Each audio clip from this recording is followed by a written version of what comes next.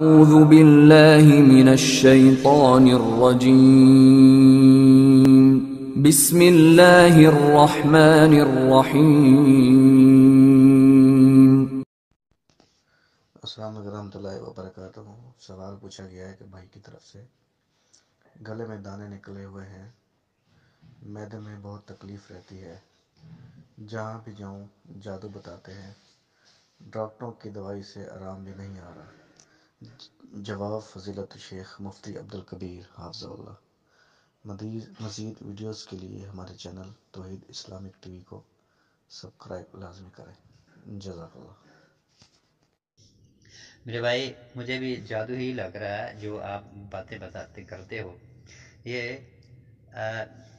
جو کوئی بندہ جادو کی کوئی چیز کسی کو کھلائے، جادو کروائے، اس پہ پڑھائی کی ہوئی چیز، اور وہ چیز پھر معدے تک جا کر پہنچتی ہے، معدے کے اندر خرابی، اس سے گیس کا بننا، کبھی درد کرنا، اور پھر وہی اس کے اثرات جو ہیں گلے تک پہنچنا، وہاں پہ اس قسم کی پرابلم شروع ہو جانا جیسے آپ بتا رہے ہو، یہ ایسے ہی مجھے لگ رہا ہے۔ لہٰذا میں آپ کو مختصر سا طریقہ بتا دیتا ہوں۔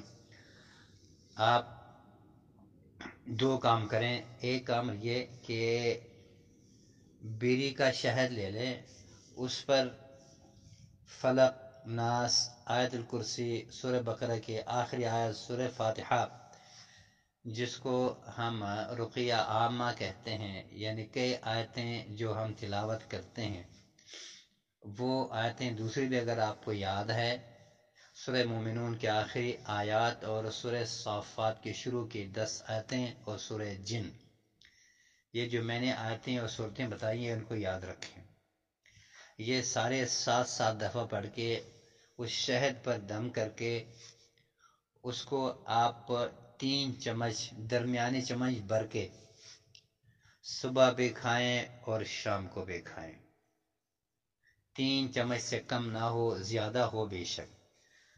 ایک تو آپ نے الگ سے یہ کھانا ہے، دوسرا یہ آپ نے ملٹھی لینا ہے اور اس ملٹھی کو زبان پہ رکھ کے چوستا رہنا ہے، چوستے رہیں اس کو چبائیں اور چوس کر اس کے جو لعاب ہے وہ اندر کو جانے دیں۔